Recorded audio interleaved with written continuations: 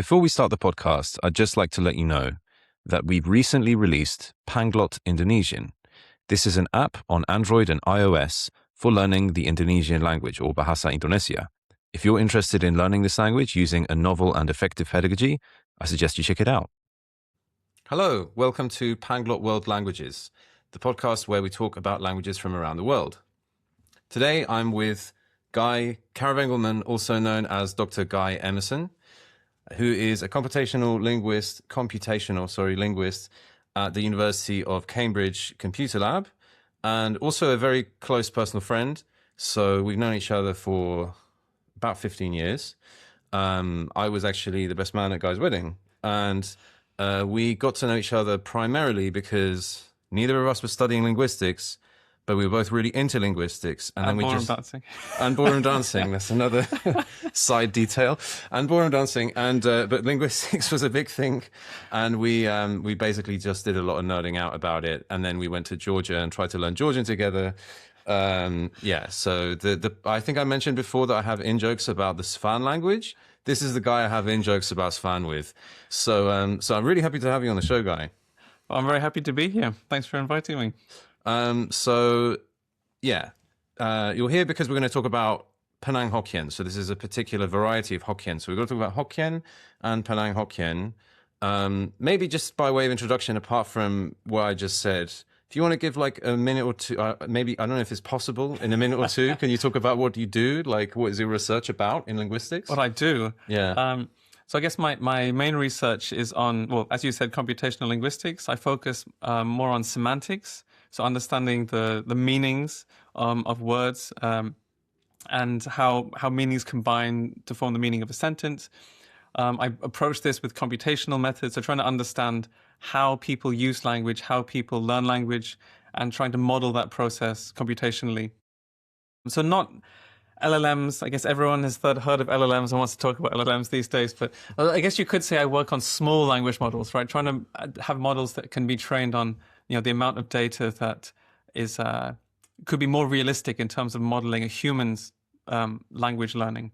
And the challenges that go with that. Like mandatory eye roll. Like, it's like not LLMs, eye roll. Everyone wants to. Anyway, well, you've not invited me to talk about LLMs, so I won't talk about them. No, but we have actually, I have not everybody listening will know that I have made a previous podcast before about pedagogy and education and cognitive science. And it's called Education Bookcast. And on that show, Guy came as a visitor one time, and we spoke about LLMs. This was earlier when there was like more kind of like, there was just as much panic, but less knowledge. It was like, I think the panic level has just been the same for like 5 years in a row. But the knowledge was less, and the guy came to sort of educate me. Reassure you. Reassure me, yeah. That was actually a very well-received show, very well-received episode on that other podcast.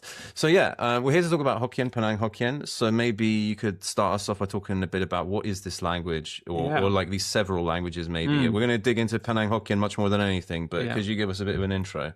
Yes, I mean, trying to say, when you say language or languages, trying to count how many can be tricky when you don't have standardized languages. So Hokkien is a variety of the Chinese family of languages. So people sometimes talk about Chinese as a language, which hides a lot of diversity. And I think there's cultural reasons why people do talk in that way. But really saying Chinese would be a bit like saying romance. It's like a whole family of related languages. So Hokkien is one language in that family, or even, as you said, language or languages, because then there's a lot of diversity within different varieties of Hokkien. So Penang Hokkien is spoken in Penang in Malaysia by a community that has been there for several generations now. So my grandmother says that she was fifth generation. Although when you have that many generations, actually, you can't really put a single number on it. And then my grandfather was second generation. So then I'm, up to 7 or something, right, generations. Although actually my mum grew up in Singapore, but very much spoke Penang Hokkien. And her accent really was from Penang, not the way they speak it in Singapore. And Penang is? So it's an island in Malaysia. With very tasty food. Very tasty food. Very tasty food as well. Yeah. And so you had a lot of migration from southern China, and it's a region of Fujian province, which so the province, so it's called Fujian in Mandarin, it's called Hokkien in Hokkien. This confuses. So that's the name of the province. It's actually, it sounds that different, Fujian and Hokkien. Yeah. And it also confuses people from Fujian can get confused why Hokkien is referred to by the name of the whole province, when actually it's the speech of the southern half of the province, which doesn't include the capital city. So in Southeast Asia, the speech of the capital of Hokkien, so in Mandarin, Fuzhou, in Southeast Asia, people will call that Hokjiu, which is, again, the name of, like, the local name of that city. But then Hokkien has taken the name of the whole province to refer to the speech of people in the southern part.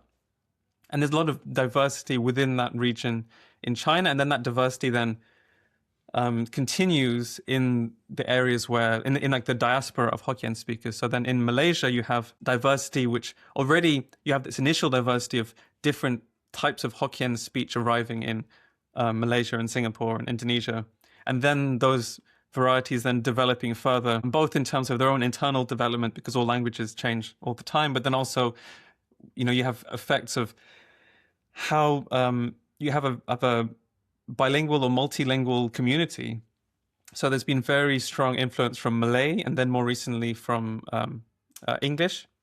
And so actually Penang Hokkien is actually the most thorough history I've seen of this variety is written by a New Zealand academic called Catherine Churchman, who actually has described it as being a process of, firstly, creolization. So you had this community speaking both Hokkien and Malay, and end up speaking this kind of creolized mixture, which becomes increasingly like Malay. But then you have, which then became a kind of a stable community language. But then you had more immigrants from Fujian province, who then brought, like a further influx of Hokkien speech. So then this creolized version then became kind of re-Hokkien-ized. Right. So actually, it's kind of a complicated history of this language, and it's not very well documented how that played out. But it seems like this overall story seems quite likely. So this is the part, you've been describing primarily what's going on in Malaysia there, but then so just to clarify for the audience, we're not going to go into detail in other places, but like one other place which has a notable and like kind of like a relatively well-known Hokkien variety. When I say variety, means I don't say dialect or language. Right, we can sort of sidestep. Are these different languages or not? But just say variety. Just say variety. So there's another Hokkien variety that is also known as Taiwanese. So sometimes it's called Taiwanese Hokkien, and sometimes it's just called Taiwanese. Yeah. So it is the Hokkien that is spoken widely, but it's got its own, there's lots of intricacies here I don't want to get into, but it's spoken quite widely on the island of Taiwan. Yeah. And actually, I mean, Taiwanese Hokkien is also a big part of my learning journey as well, which I'll get into in a minute. But just sort of before I go into more how I've learned it, so the Hokkien diaspora, which I said before, I'm including within that Taiwanese Hokkien. Now, that might not be how Taiwanese speakers would, view themselves as being part of this sort of larger diaspora. I think linguistically, it's a valid description. Politically is another question.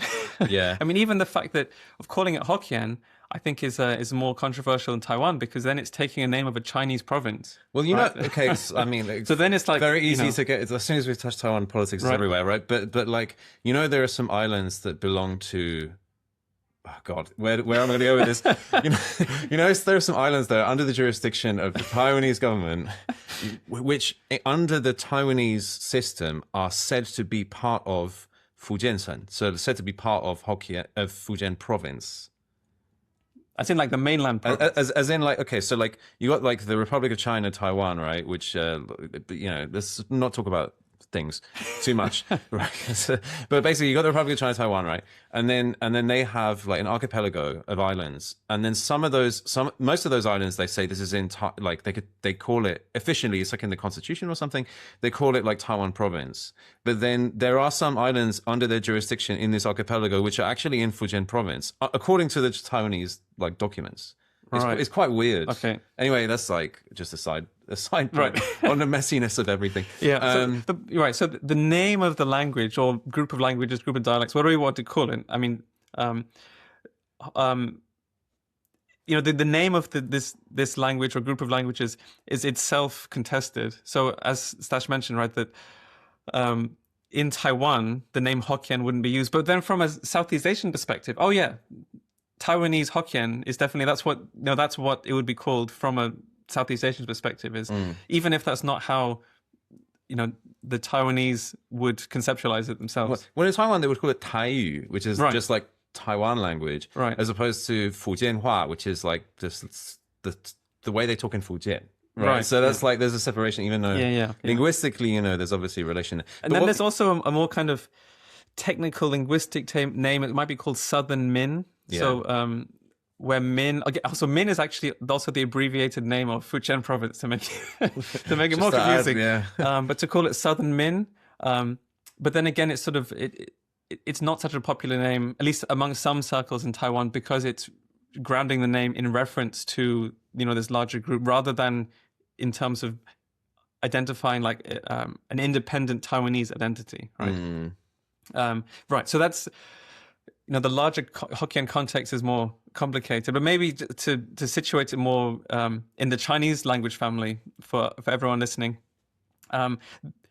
So Hokkien might be an unfamiliar name to a lot of people, but Mandarin would certainly be more familiar as a language. They're quite different from each other. So when I mentioned earlier that the Chinese language family, it would be like saying romance. So comparing Mandarin and Hokkien would be something like comparing French and Italian or French and Romanian or something like that. So when someone says, and this is used a lot, again, so hard to avoid politics, not a politics podcast, but like politics is everywhere here. Like when someone says like the Chinese language and they say Chinese dialects, like Hokkien is a dialect of Chinese, or if they suggest that by saying like there's various different circumlocutions or like things they might say where they might say something like this dialect or something like that. Anytime they're doing that, it's quite weird in linguistically speaking, because nobody says that like Romanian is a dialect of French. That's not like a commonly held opinion. Nobody says that like, or even saying like is a Romance dialect would be a weird thing to say. Yeah. Right. Yeah. Even if you sort of took the umbrella term to say that French and Romanian are Romance dialects would be a kind of an odd turn of phrase. Right? Yeah. Or like Swedish is a dialect of English, or like I don't know. Like Serbian is a dialect of Polish. I don't know. It's just like this is the kind of weird thing that you're effectively saying in linguistic terms when you say like Hokkien dialect of Chinese, right? Yeah. So I also was thinking to say that like it's not a surprise that because the whole migration to Taiwan that was actually I want to get some timings a little bit on here for context. So like the migration to Taiwan started in the 17th century, as I understand. That was like when the colonization of Taiwan started. And it's a similar period that you see a migration to Southeast Asia. Right, okay. So same kind of time, about 400 years ago. Yeah. Yeah. I think in Penang specifically, it's a little bit later, but you do have like earlier Chinese presence in Southeast Asia. But it's long enough that these languages have become established like community languages in Southeast Asia. Now with more complicated politics and also more complicated interaction with other languages. So as I said, Penang Hokkien has had a very strong influence from Malay, and then now increasingly influence from English, because a lot of the community is bilingual or multilingual.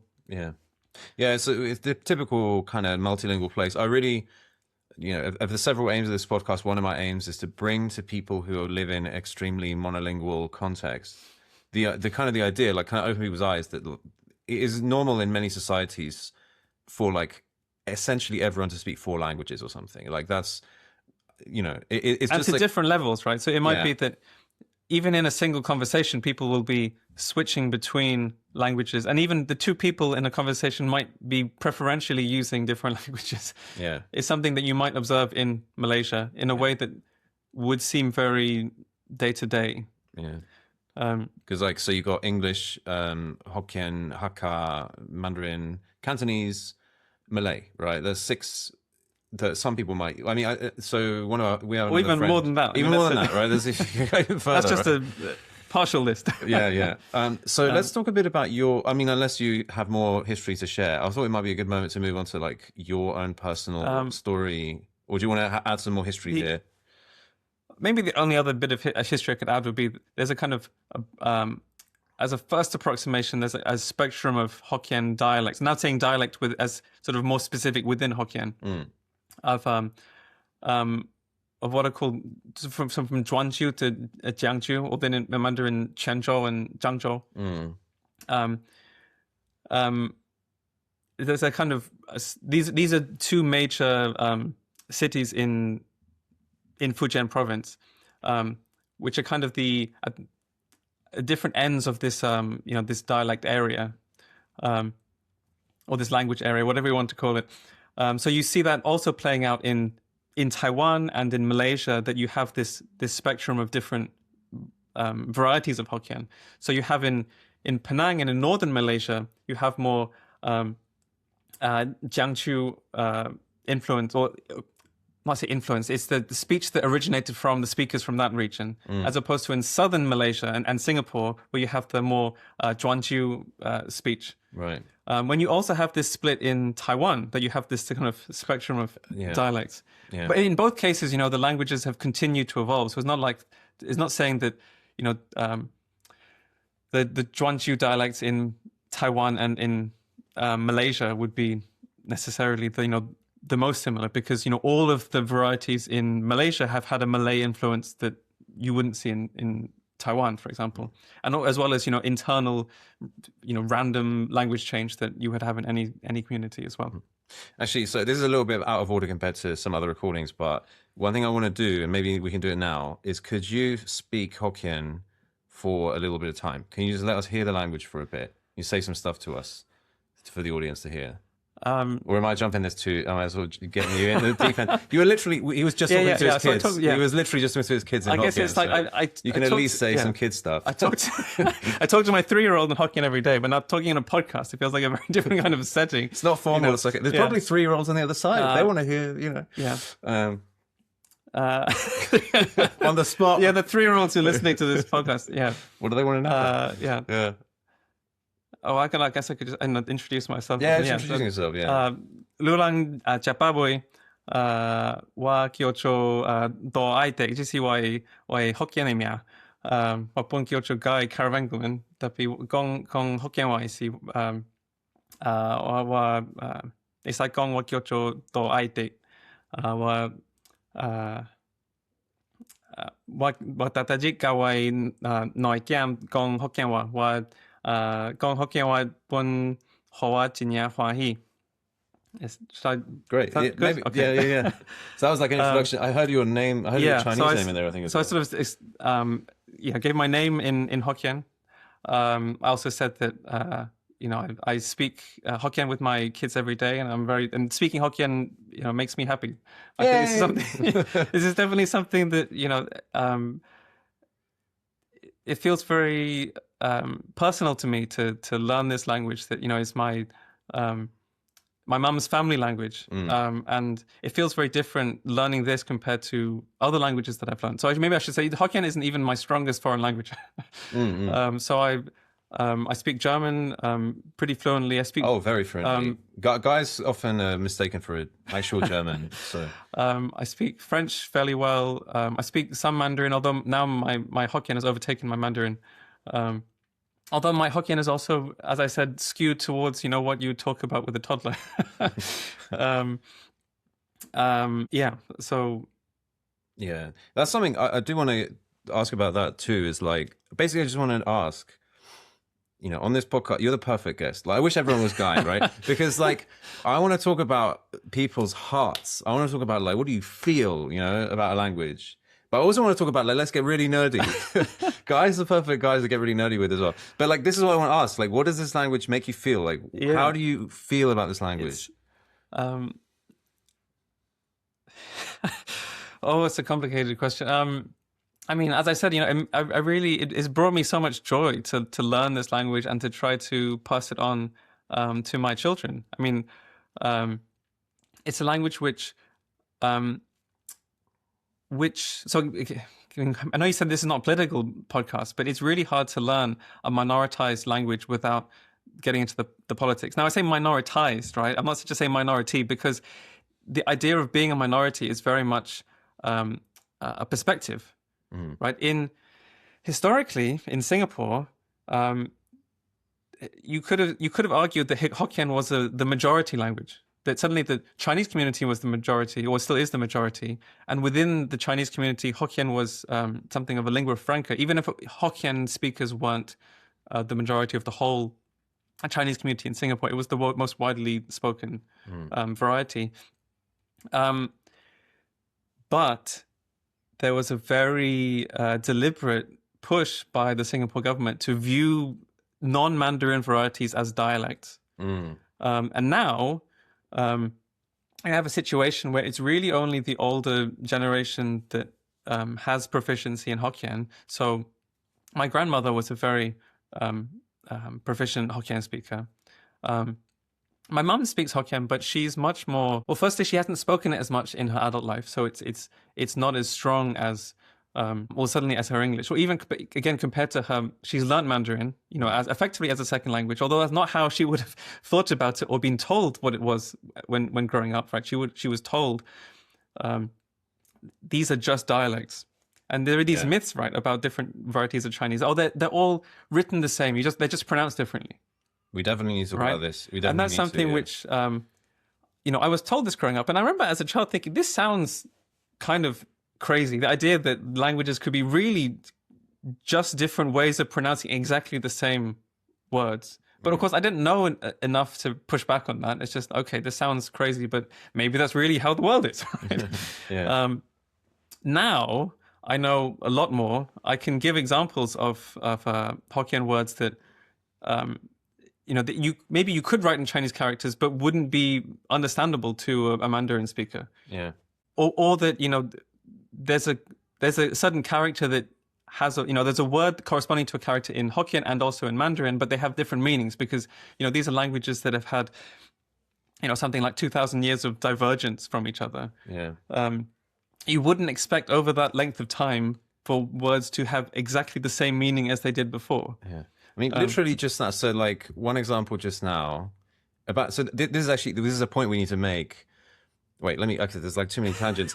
But like one thing I want to clarify, okay, why, like, we keep coming back to politics even though we're trying to get away from politics. What's going on? I'm not trying to avoid politics like at all costs. It's more that, like, I don't want people to shut off this podcast because they disagree with politics. Like, I don't want that to happen, to like alienate people because of political opinions or to make this podcast about political opinions. Like, I want this podcast to be about languages and their speakers. So that's why. But on the other hand, there are many things here that we've raised today. It's just like, it's so hard to talk about them without touching politics. So we just have to. Like, so that's what I mean. I'm not trying to be like obtuse about the politics thing. But then so anyway, that's that thing, right? That's settled, right? Next thing. So going back to, we were just playing with your kids, right? I was just in the other room. And now I am not a Hokkien speaker. I know like a little bit of few words here and there because I'm quite fluent in Mandarin. I speak Mandarin very well, I would say. I do a lot of work. I work in Mandarin a lot. And Hokkien I try to learn a little bit, but I've never made that much progress. I've never given it enough time to properly learn it. And so I can pick up bits and bobs here and there. There are some words I know, and it's more passive than active. And sometimes I can kind of occasionally guess words out of Mandarin. But then sometimes I kind of overgeneralize or mishear. And so just now we were playing, and Guy's son was pretending to be a robot, and the word was something like Gihilang, which I heard, like, I knew he was trying to be a robot because, the body language, right? He was like doing the robot in the room. And his voice was like this. Yeah. And then he, so there, this word Gihilang came up. And I heard, like, I kind of translated through my head, that might be equivalent to Mandarin Jiqiren. Yeah. And then on some level it is, right? Because is this right? This is not a word that my mum would have used growing up. So this is also a case that there are sometimes cases where I'm not sure what word to use. I might just look it up in dictionary and just run with that, even if it's not necessarily, not necessarily, well, we can come back later to, what's authentic or not. And sometimes I will just decide I have to run with something because, I don't have all day to consult lots of sources before deciding how to, play with my child. Right? The guy does consult a lot of course. They have a lot of resources. The guy is good for checking this stuff out. But anyway, he has time. So the word gikilang, I think, almost certainly has been, coined by analogy with Mandarin, but the Mandarin term may even have been coined by analogy with Japanese. There's a lot of Japanese-inspired vocabulary in Mandarin that most Mandarin speakers don't even realize came that way, but sort of modern vocabulary. So even for this word that is coined, basically when I was saying this, Guy pulled out like some Hokkien trivia, as he does sometimes. He's like, lang is actually not cognate with ren. So some people here are obviously not Chinese, like any kind of Chinese speakers. So ji qi ren means, in Mandarin, ji qi means machine and ren means person. A robot is a machine person. Yeah. So, and then, it's a gi qi lang. I know lang means person, right. So he was like, it's a machine person as well. Yeah. But the thing is, lang, as it turns out, is not cognate with ren. Yeah. So they don't come from the same root, even though, they don't. They sound like they could. They sound like right? they do, but they don't. And this is also a case where you have this quite complicated relationship between the languages, right? Because this isn't a loan word. It's not like people. I mean, you also get that, right? You might have people just loaning a word between different Chinese languages. But what often happens is that because there's this sort of, this juggernaut of Chinese characters, this sort of cultural, this cultural baggage on it. A touchstone. Right? It's just this huge amount of cultural baggage that as soon as someone thinks, we can write it with this Chinese character, suddenly you have a different way of loaning a word from one language to another is via the characters. So people write the characters and then read those same characters in the other variety. But what's interesting is actually the word for person, people might write that. And so there's a very simple character for person, which only has 2 strokes in it. Etymologically, this is not the correct character to write the usual word for person in Hokkien, which is lang. So it often is written that way. Yeah. And so this is, what's the correct character? We can get, that's a separate, whole separate conversation we might get into, right? But people might write it that way. It's not the etymological root of this word, but it might still be used as a way of this kind of loan translation is sometimes the term that's used. So it's not a direct loan as from the, from the phonetic form of the other word, but it's trying to match up, in this case, match up the Chinese characters and take a loan that way. So in this case, what you told me earlier today is that lang is actually related to Mandarin nong. Nong means farmer. So like literally, this whole thing is getting a bit convoluted, but if you kind of like quote unquote retranslate it back to Mandarin, it's like a machine farmer. It was like, doesn't make any sense. Or not even farmer. Nong means just like agriculture in general. It's like machine agriculture, right? But that's not what a robot is. It's a machine person. Anyway, I feel like it's hard to follow. With the rensabang at the side, is that? Because I think there's a more specialized. I'm not aware of that. Normally, you say nongmin or nongfu. But I think there's. But I think there's both of those characters I think are cognate. Okay. But it's like the. Anyway, some people aren't going to follow this. Anyway, it might be that nong actually does mean farmer rather than agriculture in general. But anyway, that's a detail. But the point being that even in that case, it seems like these words are related. They're actually not etymologically related, right? They came from a different place. They just coincidentally happen to sound pretty similar. And there are loads of examples. Hopefully, you can think of 1 or 2. There are loads of examples of things that, if you say them in Hokkien, they're just way out, completely untranslatable. I can give you some examples. So the ones that wouldn't there's no cognate or no. Well, there might be a cognate, but it's not reasonable. If I said duin chu, you probably got no idea what that means. No, I don't know what that means. Duin chu means to go home. But the duin or deng in Taiwanese accent, duin is cognate with Mandarin with zhuan, to turn around. So it's to turn back. It's kind of the turn back. And then chu. Actually, chu is a really interesting etymology. So it's one that the character that's used to. So this is actually I think it's Tor or something. Right. Yeah. But this is a character that has been used quite consistently in Chinese character written Hokkien for a long time. So it's kind of, there's loads of words where people disagree on what character to use. This is actually one where there's broad agreement, but it's almost certainly not etymologically correct. Oh, right. I can't even remember how to pronounce the Mandarin for the etymologically correct character, but it refers to like a military outpost. Oh, I don't. I'm not sure. I'm not sure Right, what but it would be. And so I did find quite a persuasive argument that this is the most likely etymological source, and it dates back to the early history of Chinese settlement in what's now the Hokkien-speaking area. Oh, wow. So it literally was like a military outpost. Right, so it's like referring to like your village or whatever. It's like, oh, well, like eventually then a particular house is like the outpost. Barracks, yeah. It's like, if we because that would be a period when there would have been more, more non-Chinese groups within that area. Yeah. And also, even the sound, like, doing, doesn't really sound very much like zhuan. Right. Like, that's like not exactly transparent, is it? Doing, like, Doing. Sorry, I'm not trying to make fun of it. Doing. Yeah. Yeah. But, like, I remember, I'm not sure if any will come to mind right now, but I remember some examples of, like, multi-syllabic, like, words and phrases where they're just like, in Mandarin, you would not be able to, you couldn't possibly, so that one has, like, to some extent, like you can map it onto characters and then the characters don't mean the right thing and then you have to, but like there's ones which are like even less mappable. Oh, right. Yes. And there's also ones like some that seem likely to be like the words from a language that was spoken in that region before Chinese arrival. Like kind of a substrate is the linguistic term. So for another language that has like an influence, like a source of vocabulary in another language that's a little bit like Malay has been. A little bit. Yeah. So it's maybe a different. Normally, substrate refers to like this language later died out, or this language was like less popular. And it's right. And substrate often it has sort of a sense of it's a less prestigious language, right? If you have a substrate, it's a language that was replaced by the Chinese languages that arrived. It's like so the word for what was it? The word for potato came from. I'm not sure about this. I think the word from potato is one of those words that came from like one of these actual indigenous languages of the Americas. But like everyone in Europe got it from Spanish. But then you would say that what was. I mean, the word potato in English. Because in Spanish it's pata, but like and it ended up being potato. Because also the word for potato in Hokkien also interesting.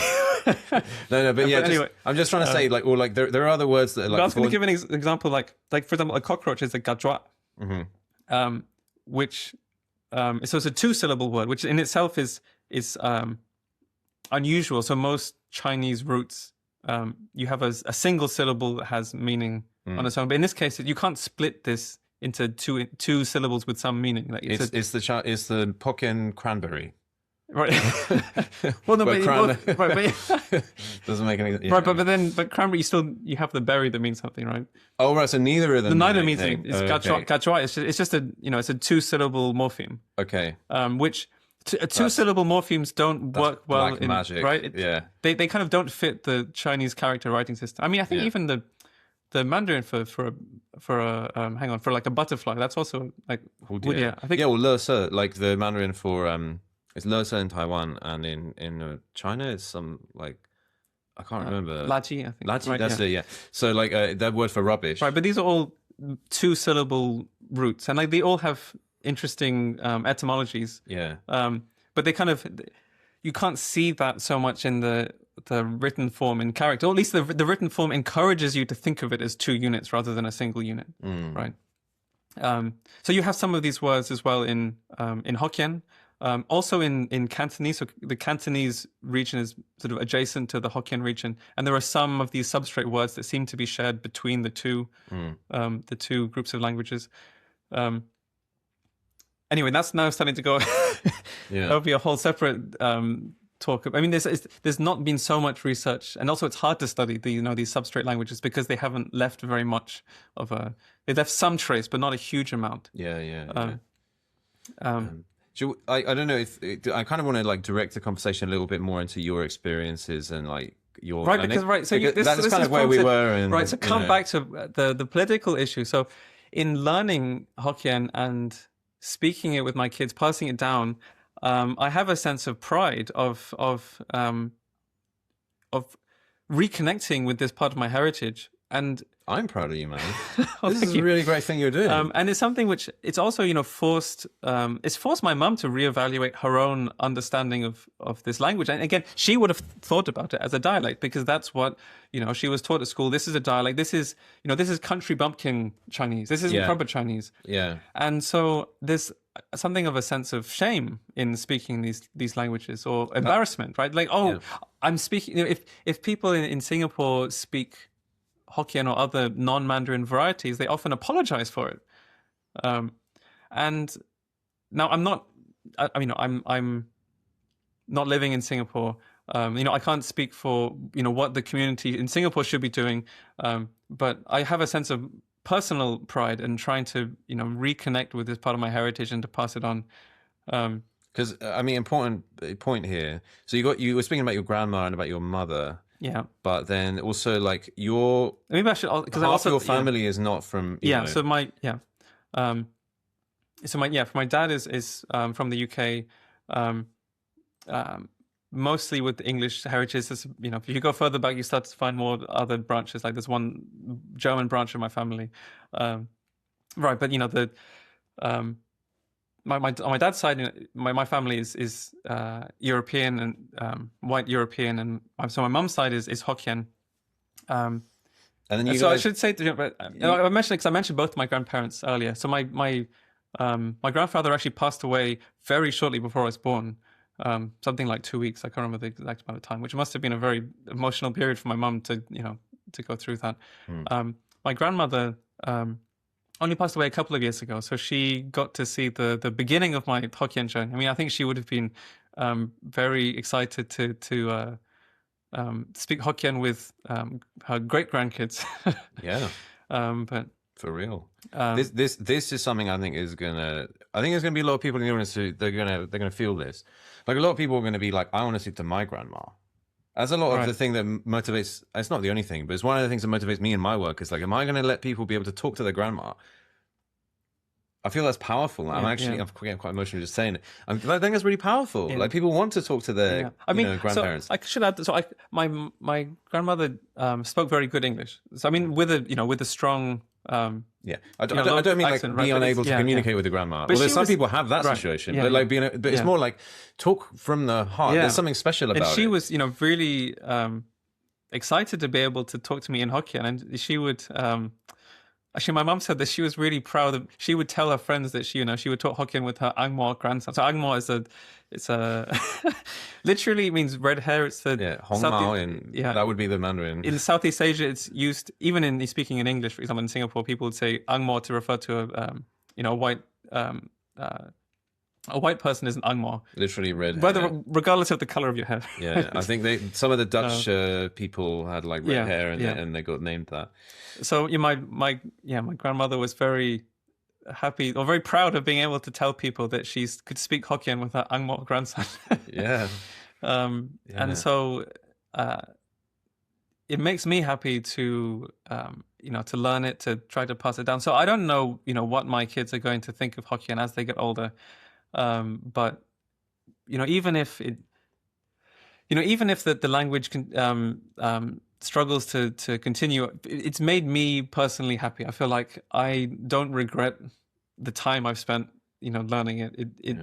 I very much hope that Hokkien will continue to survive for a long time, and that the community of Hokkien speakers in Southeast Asia, in Taiwan, I know less actually about the situation in mainland China, but I hope Hokkien speakers continue to speak and to feel proud of speaking Hokkien. But whatever happens, I feel on a personal level, I feel very connected and very proud of speaking it. I mean, I as a heritage speaker of Polish, I'm so grateful to my parents for passing that on to me. So like, I mean, different families are different and different things happen, but like I at least know in my case that it's quite important to me that they did that. So I kind of it's a different generation. But as the person on that side of this relationship, as opposed to you're a parent, but I'm like a child of my parents, I'm grateful for that. So I think that, that definitely that gratitude does come at least some of the time. I mean, I don't have statistics for you, but definitely it's definitely come some of the time, I'm sure. Let's talk a bit about your journey, because I mean, I think it was implied but not explicitly said that you didn't grow up speaking Hokkien. Yeah. You actually didn't know it until you were in your like mid-20s or something, right? So could you tell a little bit about how you got into it, your decision even to start, and then how you got into it, how you learned it? Late 20s, actually. Late 20s, yeah. So, I mean, it's a language that I often heard growing up. So, I'd hear my mum and my grandma speak Hokkien, although really mixed with English. So actually, a lot of the time, I could know roughly what they were talking about because there were so many English words mixed in. There were a few words that, that I picked up that my mum might use with us, but very few. So, close to zero knowledge of Hokkien growing up, even if it sounded familiar. It was then only, in 2018. So I was 28 when I started. I decided, I'm going to actually take this more seriously. But up till then, I picked up a few more words than I'd learned growing up, but I had really close to zero knowledge still at that point. What made you decide to make a commitment? I think it'd been something, at the back of my mind for a long time, that it was a language I wanted to know more about. And then also, playing with the idea of, maybe would I want to learn it and then, pass it down when I eventually have kids? So then if I do that, I can just make sure I start learning it in advance. And then at that particular time, I just finished my PhD, and I was starting a research fellowship in Cambridge, which actually gave me, it's a very, not especially well paid, but very academically flexible research fellowship. So I had 4 years to do whatever research I wanted to do. And so with that flexibility, I thought, maybe I've also got time to learn another language, even though that's not my research. Yeah. But I've got a bit of, it's 4 years. There's enough time that I can think about, I've got mental space to think about other things.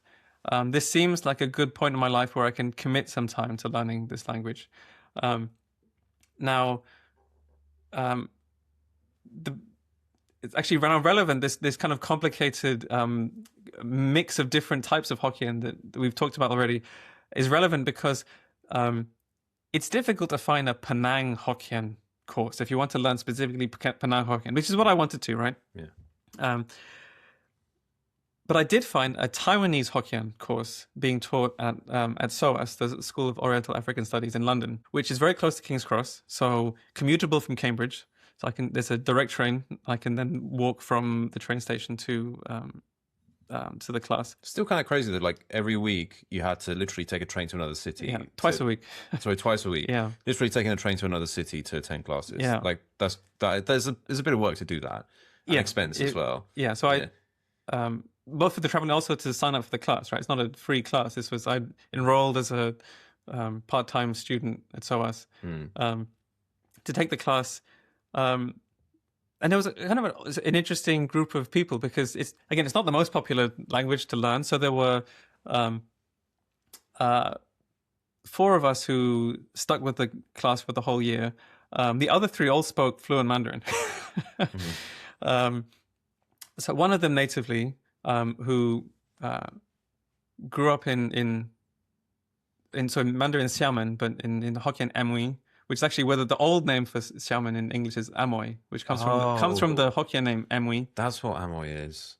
Because they use it in branding on soy sauce in the right, UK, and I never know where the hell it is. Yeah, okay, it's right. Xiamen, but in the Hokkien name for Xiamen. Xiamen is like directly opposite Taiwan. It is, yeah. Yeah.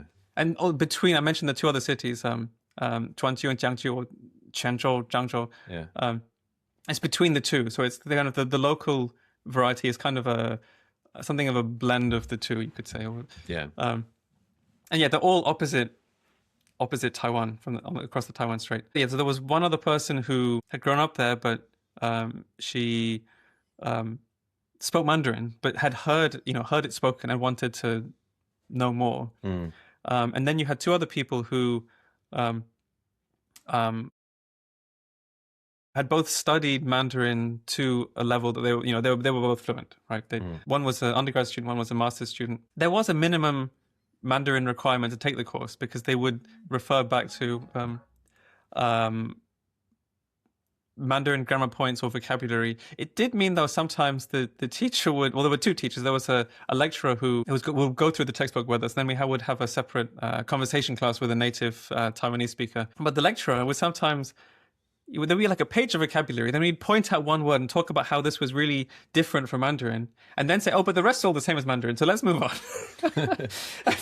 And the other three would sort of nod their head, and that'd be like, "What? I know a few of these words, but the requirement for this course said it was like you needed beginner level Mandarin." I guess it made sense that for 3/4 of the class that was the right approach, and I had to go away and study these words.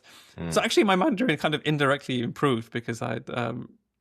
I remember very clearly for many years. I mean, perhaps less so now because you've just got you got family, you got a lot of preoccupations. But for many years, as you were getting into learning Hokkien, there was a lot of stuff about being really interested in like etymology and like going like, oh, this was where this word came from, and that's why it's related to Mandarin in this like really long sort of roundabout way. It's weird. Or like you'd find it really interesting how there are these very strange words. I remember, I don't know how to say it, but I remember one of the words you learned was a specific character for the underside of a crab. And you're like, I now know how to say the underside of a crab. Yeah, you don't know how to say that in English. You don't have a single word for the underside of a crab, but also just kind of thinking how ridiculous it is that there's such specific vocabulary for like parts of specific animals. Yeah, but I guess that shows the kind of the maritime culture. Yeah, oh, definitely. Right? And actually, the thing I didn't talk about in the history was actually that for a long period, it wasn't just that, we said, okay, there's like Taiwan and there's Southeast Asia and Malaysia, Indonesia. These are not separate things. Like for a long time, there was this huge trade network of Hokkien speakers across this whole region, linked back to China as well, right? It wasn't that this is kind of independent areas that people had settled. There was this continual maritime trade network, which has now become more cut off. So now the different communities are more separate from each other. But for a long time, this was this very large maritime trade network, and so you have a lot of this maritime vocabulary, like for fishing and well, also it's a very funky word, obviously, but it's like a typical one of these sort of things that you get from learning any language. Really, is the people talk about the culture, but they're often talking in these like vague general terms, the culture. But then when you get down to it, a lot of like what it means about the culture is like there is really specific weird words that like you just can't do in another language, and one of them is like the underside of a crab. Like, why do we need to? But then like when it's really convenient to talk about the underside of a crab because you're like eating a lot of crabs or fishing a lot of crabs or whatever you're doing. So yeah, I was actually gonna, just as a side point, one word that I don't remember how to pronounce. I know this word exists. I've seen it in the dictionary. I think it's like law or something. There's a word in Mandarin which specifically means I might get this wrong, but it's something like a white horse with a black mane.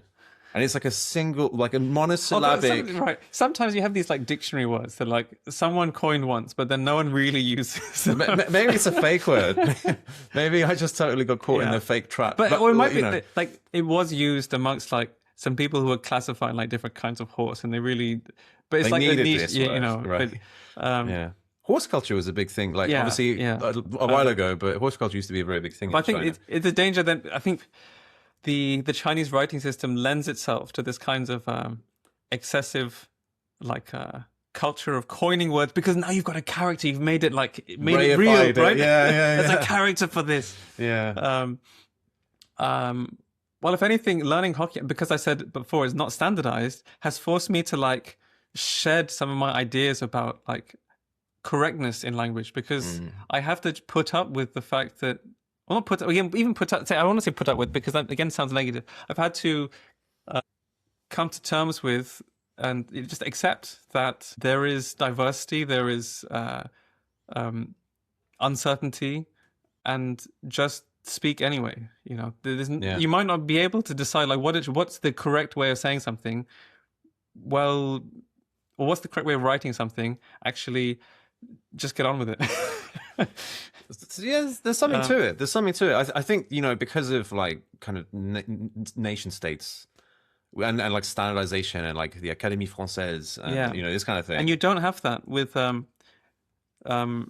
with this is what prompted this whole political tangent was when I said minoritized, right? So Yeah.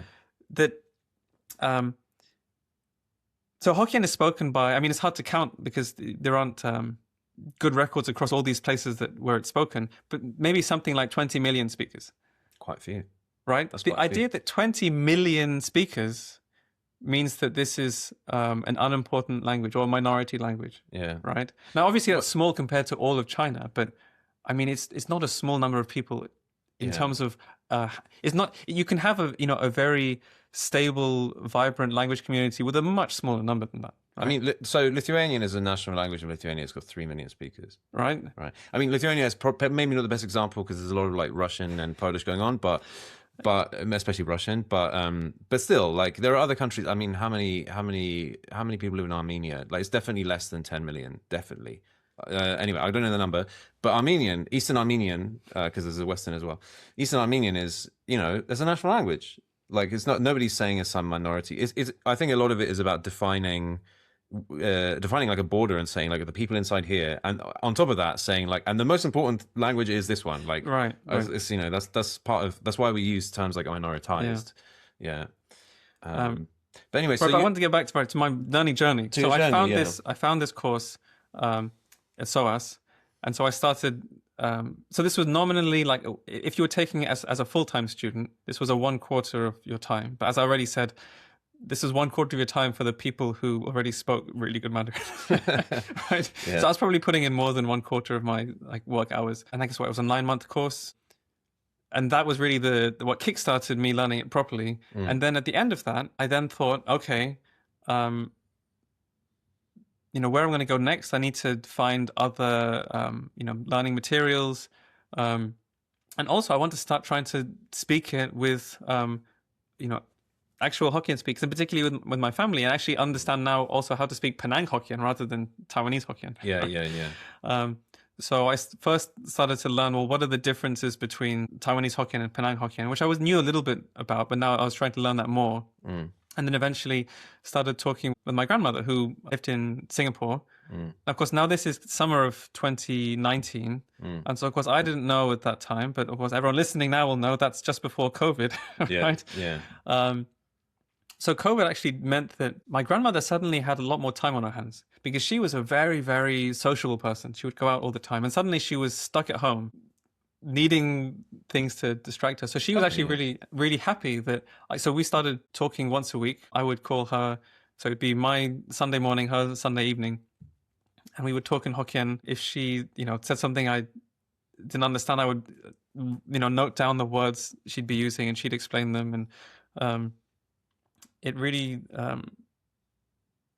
it was felt like very meaningful, for both of us. We were really connecting in a way. Actually, I think we hadn't really connected in that way before. I think learning Hokkien was also, it gave us a reason to spend more time, talking to each other. It did feel like that got cut short because she passed away then in 2020, not from COVID, but it was still, still during that period that she passed away, which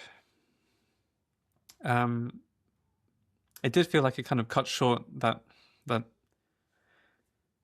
period of bonding with her. But I was still, very grateful that I took the time before she passed away to do that. So even though, sorry, it's man, take time.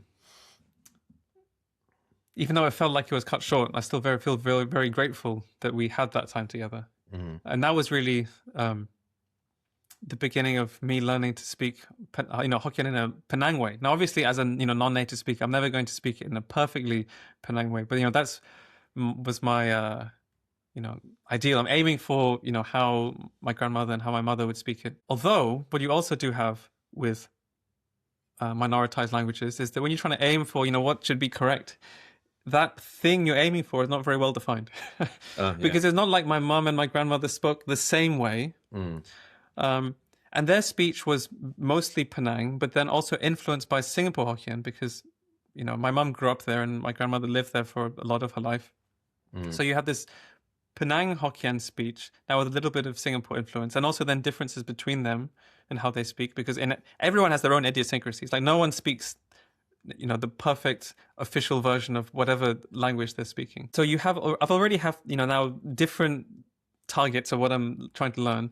And then you have how Hokkien is being spoken in Penang now, which also is then a bit different because, my grandmother left Penang. And so maybe her speech is closer to, her generation who are still in Penang, but then the younger generation don't speak in the same way. But then, do I now as a member of the diaspora, you could say, do I try to emulate the speech of the people who are currently in Penang? And I don't think there's an easy answer to this question. So as I said, I just try to get on with it.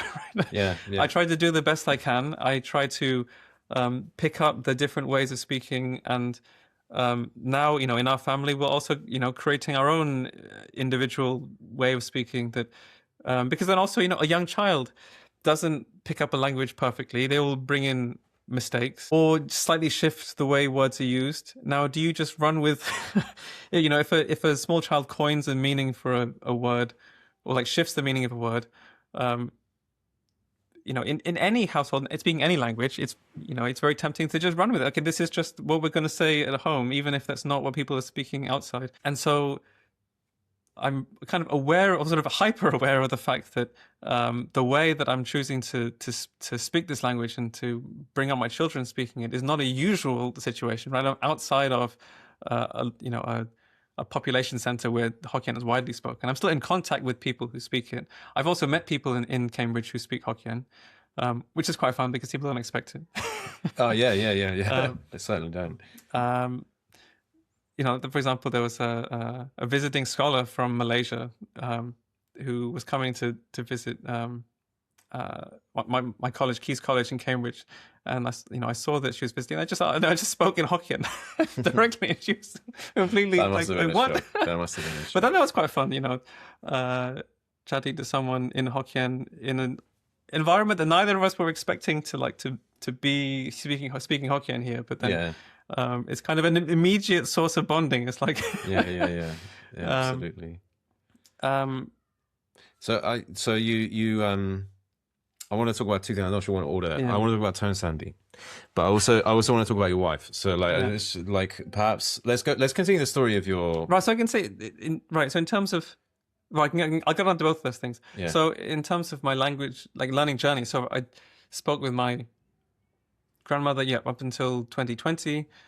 Since then, I've also tried to, as well as finding people to talk to, which happens maybe less often than I would like, but at least some of the time. I also listen to the Penang Hokkien podcast. Again, a lot of English gets mixed in, but it's still, it's another way that I can sort of build my listening skills and practice that way. So I often listen to it while cycling. So, the podcast is the kind of thing that... well, it maybe depends on the podcast. For a lot of podcasts, including this one, where the people are just chatting about all kinds of different topics, if I tune out for a bit, it's okay. I can pick up with whatever they're talking about in the next bit. So I often listen to that when cycling. Also try to find reading materials, and so this is where I've get a lot of things from Taiwan. So I know we spent a lot of time talking about Taiwanese Hokkien and how they're kind of similar but different. I feel like we're definitely going to need to show everyone the Angkokwe. Should I get the book? Let's get the book. Go get the book, yeah.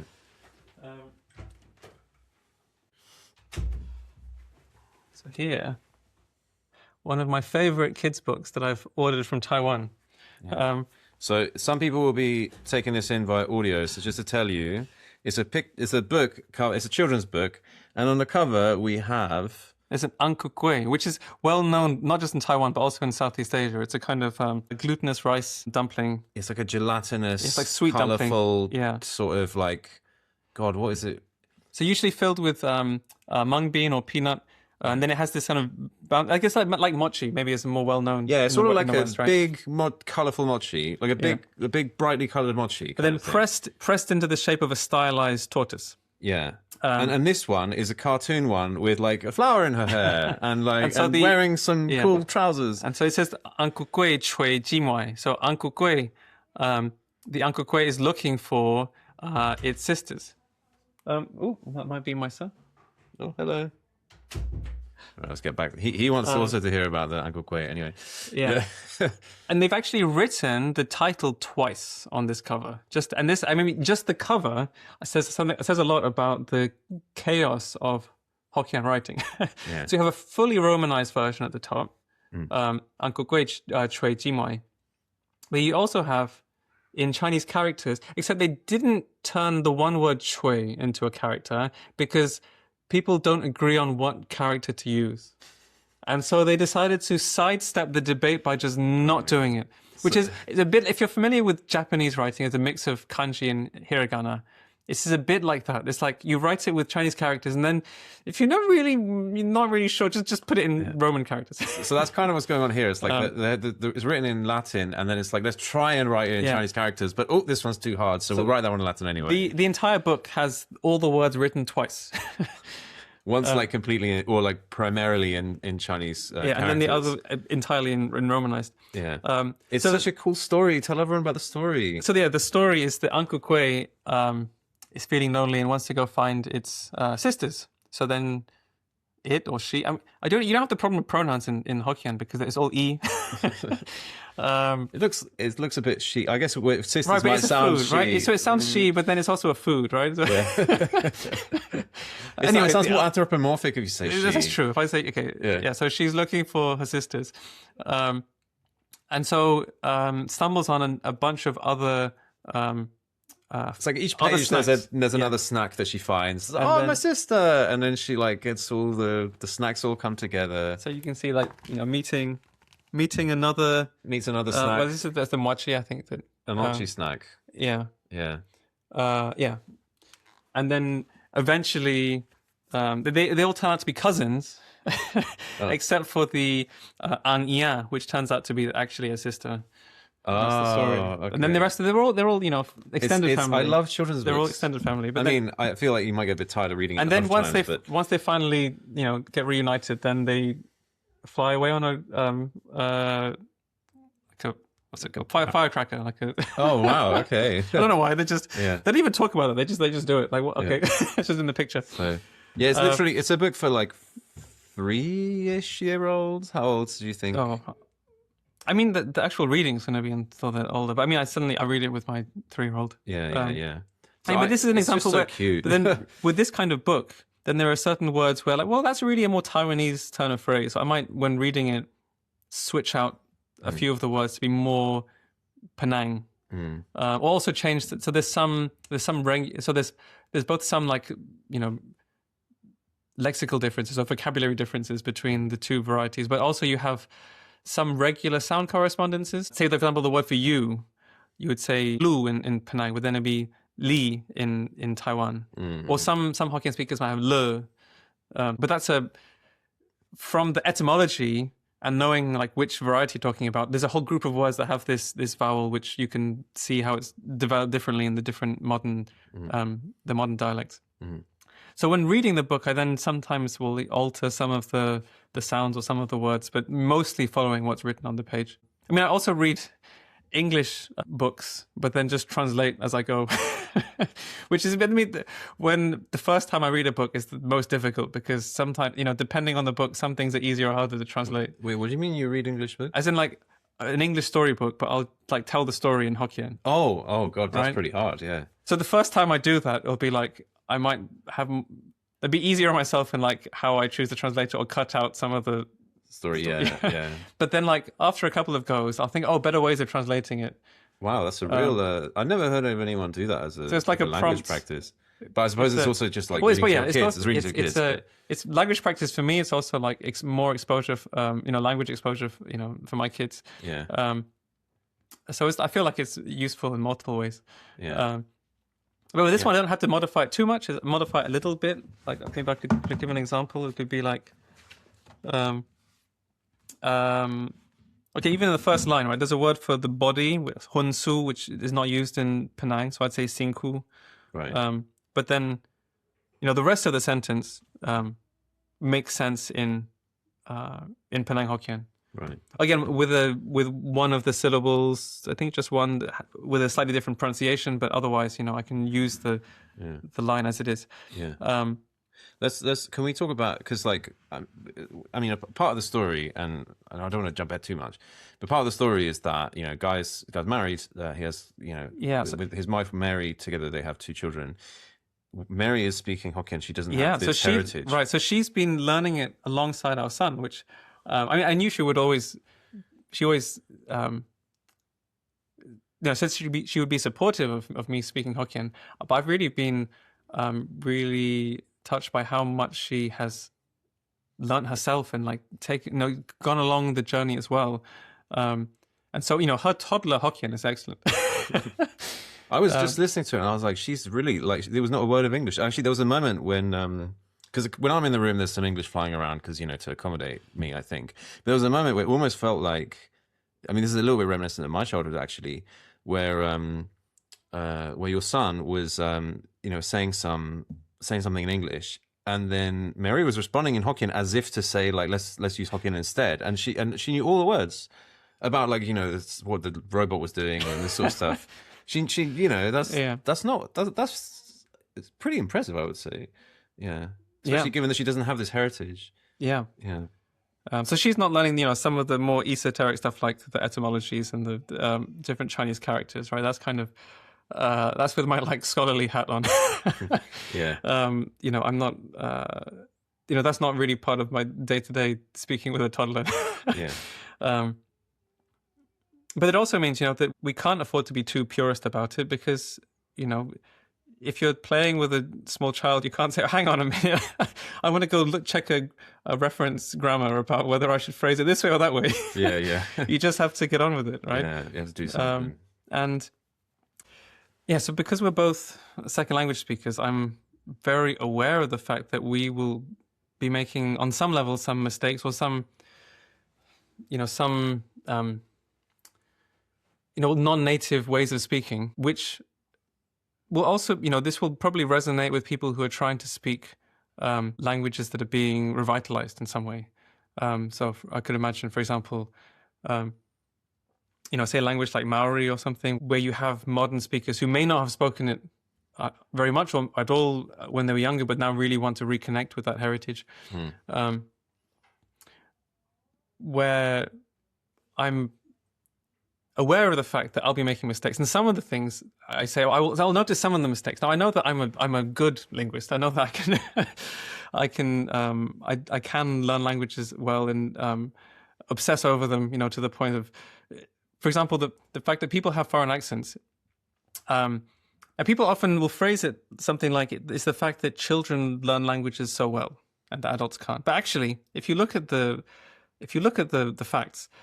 You try to measure how well people can learn languages. Adults are way faster at learning than kids, right? Because as an adult, you bring all of your world knowledge, all of your experience to whatever you're learning that children don't have, right? They haven't had that experience. So adults learn way faster than kids.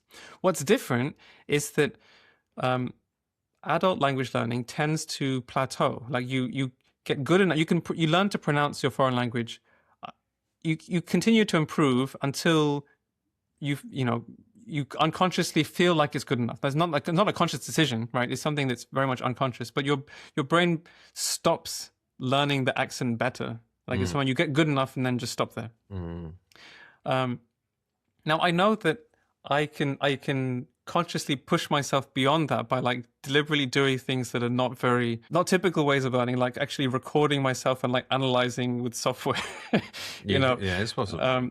And it takes a lot of effort, and for most people I would say, don't this is something that I've also done, because I'm professionally as a computational linguist, I feel like I'm willing to put in those extra hours because it's also fitting in with my career in general. I don't think it's necessarily a good use of time if someone just wants to learn a language. So I guess I'm saying that as a caveat, not to make people, listening to think, oh, they need to put in those extra hours, go beyond what you would typically learn. But even with that extra effort, I know that my speech is never going to be perfectly native-like. So which means that I feel more aware of the fact that I don't want to be passing on, at least definitely don't want to pass on big mistakes to my kids who then would learn a kind of weird kind of Hokkien that other Hokkien speakers might find weird. And one thing that I've been very sensitive to is tone, Sandy. Yes, so I realize now we've gone further than we've recorded more than an hour at the moment, and we've promised promised the family that we've only been an hour, but obviously we get very passionate and talk about things. So this is the one thing, if we can just because Tone Sandy is very special. Like, this is our no doubt moment, really, apart from everything else came before. But Tone Sandy is very, very special in Hokkien, in all varieties of Hokkien. Yeah. And you're the expert on this. So let's hear it. Let's go. So tone is a property of language where the pitch at which you pronounce, or typically the pitch at which you pronounce a word changes its meaning. It's just a different word. So, for example, in Hokkien, "Kia" means to be scared, as opposed to "Kia," which means to walk. Or "Kia" is a mirror, or "Kia" is a child. And so a tone is when the pitch, the intonation of how you pronounce the word changes actually what word it is, right? It's part of the phonology of the word. So Hokkien has, depending on how you analyze it, either 5 or 7 tones. Whether you prefer 5 or 7 depends on how much you enjoy phonology.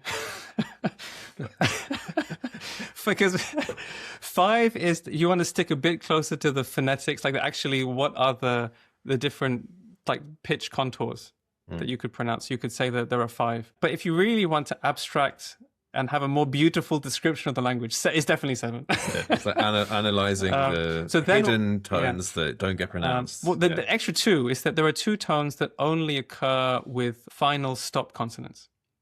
Right. So with a final P, T, K, or glottal stop. Now you might think, well, hang on, but that's like a consonant, right? That's not a tone. That's another separate sound. Except for the fact that those 4 are perfectly complementary to non-stop final consonants in Hokkien. They have an M, an N, an NG, and no consonant. And they perfectly match up those 4. And then what vowels you can have before them also perfectly match up between those 4. So really, in terms of the phonological description, it's much more elegant. It's much more elegant to say this is a 7-tone language. Even though phonetically, you might say then only realize with a smaller number of different tone contours. But phonologically, yes, definitely 7. But the phonetic realization, and this is where it gets complicated, is that how you pronounce a particular word depends on the context. What comes before and after. Yeah. And so the way it works in Hokkien is that you can chunk a sentence into a number of sandy phrases. Yeah. And within each of the phrases, the final syllable is special, so that every tone has one way of pronouncing it at the final word of the sandy phrase, and everything, and as opposed to non-final, so the beginning or the middle.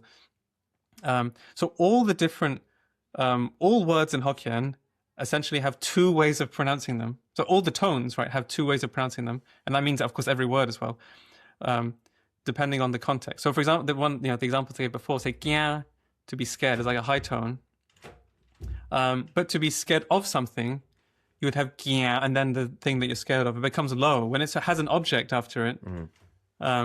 So to make an example, say some terms that are maybe popular and now also in Singapore English, for example, like "kiasi," which is also used in Singapore English, literally means to fear death.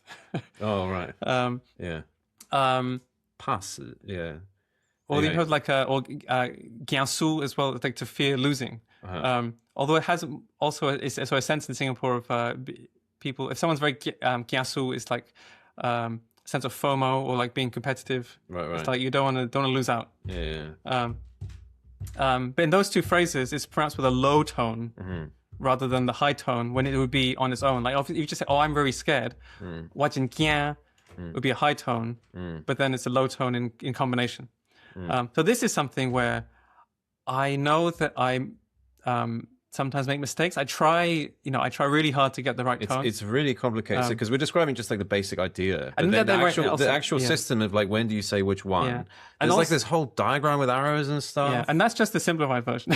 Yeah, it's really intense. We actually had an example of Sandy in a previous episode about Sanskrit where it was like instead of saying Buddha, you would say Buddha in certain contexts. But that was a sandi for like normal sort of non-tone sounds. Whereas this is like all the different contours of how you speak. Yeah. And the pitch of how you speak is kind of like you need to sing-song it in a different way. And it's so easy, especially as a second language speaker, to put on an English like sentence intonation. Like as a statement or a question, you change the intonation across the whole sentence, which does happen in tone languages, but not in the same way as in English.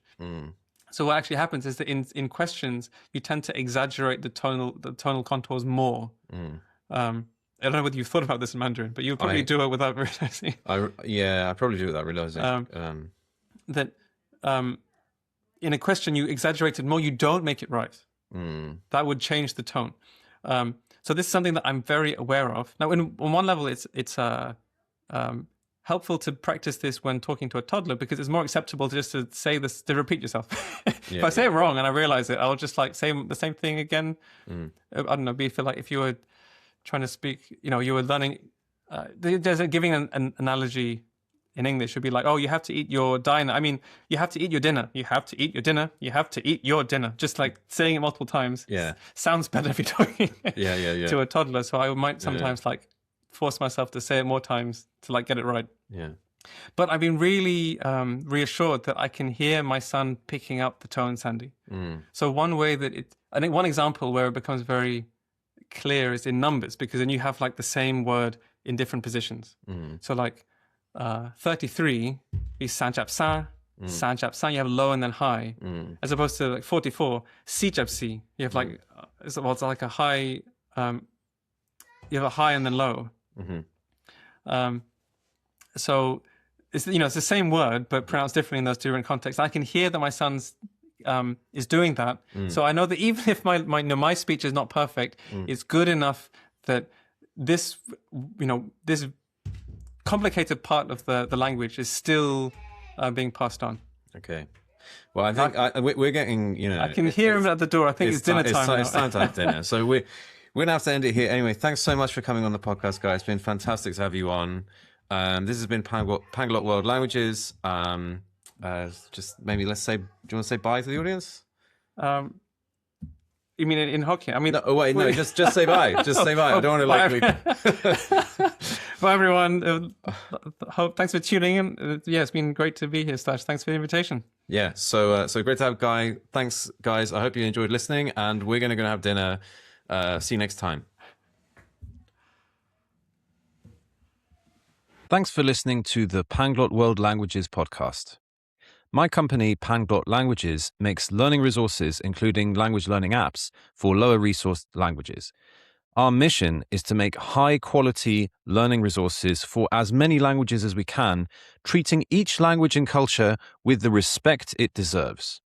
We use a combination of linguistics, the science of learning, and our own decades of experience learning and teaching languages to produce highly effective apps and other products to teach exactly the kinds of languages you hear about on this podcast. You can find out more about our work by visiting our website at www.panglotlanguages.com. I hope you have a great day.